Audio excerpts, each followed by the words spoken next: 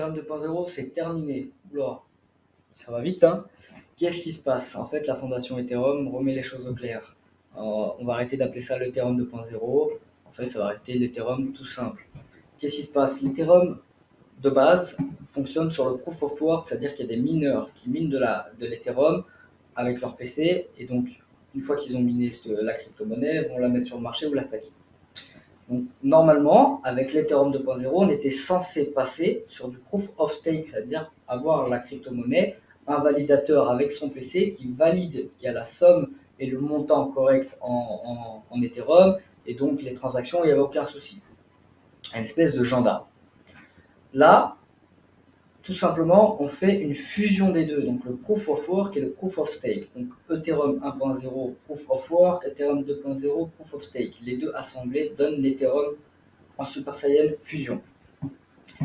Donc clairement, ce qui va se passer courant 2022, donc mars-avril, on aura l'Ethereum 2.0 entre guillemets, juste la mise à jour de l'Ethereum. Les termes Ethereum 1, les termes Ethereum 2.0 sont progressivement supprimés. Ils le disent. Les couches d'exécution Ethereum 1 Proof of Work et Ethereum 2 Proof of Stake sont les nouvelles terminologies. Donc là, on a réellement une fusion des deux proofs, donc le stake et le work. Okay, la feuille de route pour faire évoluer l'Ethereum de manière décentralisée reste la même, et clairement, vous n'avez rien à faire. Que demande le peuple? Au top.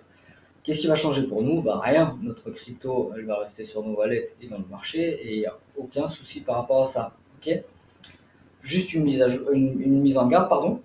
Il y a des scammers, comme d'habitude, ça ne changera jamais. Faites attention. Ceux qui ne sont pas au courant que l'Ethereum 2.0 n'existe pas et ne va pas exister se font avoir sur Twitter, Discord, Telegram, etc.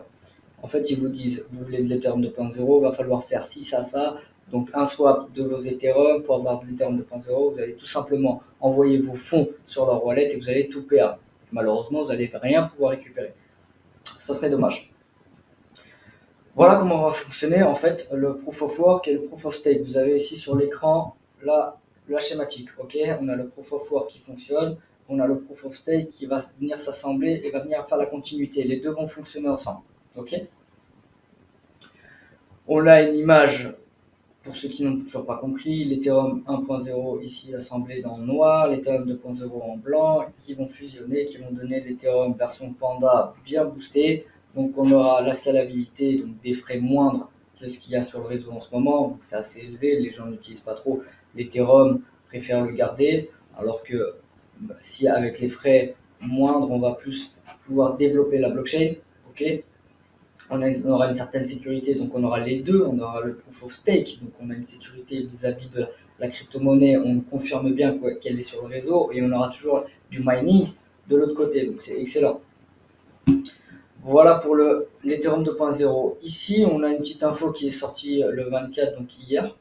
On a des mineurs de la crypto qui ne sont pas contents, mineurs crypto Ethereum, pardon, je le précise bien, qui ne sont pas contents, qui se sont dit oh là là, 2.0, on va passer sur du proof of stake et on va totalement arrêter de miner de l'Ethereum, alors que c'est totalement faux. Bon, sur leur cas, j'aurais bien compris dans le sens où ils auraient perdu entre guillemets leur boulot, qui est de miner de l'Ethereum et faire des gains comme ça.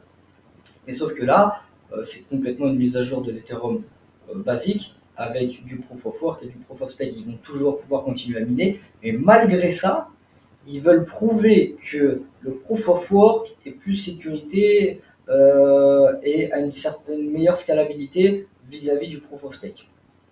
Bon, ils font ce qu'ils veulent, mais ça changera rien pour nous parce que le cours va suivre son chemin, quoi, tout simplement. Il y aura la mise à jour et les deux vont fonctionner ensemble. Pour ceux qui n'ont pas de l'Ethereum, en ce moment, vous avez tous vu le marché, comment il a bien baissé. On est à 2468 dollars l'Ethereum, ce qui est un bon point d'entrée. À analyser, faites en fonction de vos moyens, faites en fonction de vos propres analyses, mais ça reste un bon point d'entrée selon moi, c'est mon humble avis. Tout simplement pour ceux qui n'ont pas acheté de l'Ethereum. Voilà, c'est peut-être le bon moment pour pouvoir investir là-dedans. Voilà pour l'Ethereum 2.0, donc il faudra arrêter de l'appeler 2.0. Ça sera supprimé, à mon avis, de Google ou quoi que ce soit. Le taf sera fait par la fondation pour pas induire les gens en erreur, parce que tout simplement, les gens pensaient que l'Ethereum 2.0 allait sortir et donc l'Ethereum 1.0 allait disparaître et qu'il y avait des soucis, qu'il fallait changer sa crypto, que c'était un bordel sans nom, alors que rien à voir, c'est tout simplement une mise à jour et vous n'avez absolument rien à faire. Voilà pour l'Ethereum 2.0, c'est terminé, c'est juste la mise à jour de l'Ethereum simplement. Je vous invite à vous abonner parce que j'ai plus de 70% qui regardent les vidéos qui ne sont pas abonnés. Un pouce bleu et un commentaire, ce qui aide au référencement, ce qui aide à lancer la chaîne. Vous aurez, comme je l'avais dit, pas mal de vidéos variées avec du bon contenu qualitatif. Donc voilà, merci pour tout, merci pour ceux qui me soutiennent et je vous dis à très bientôt.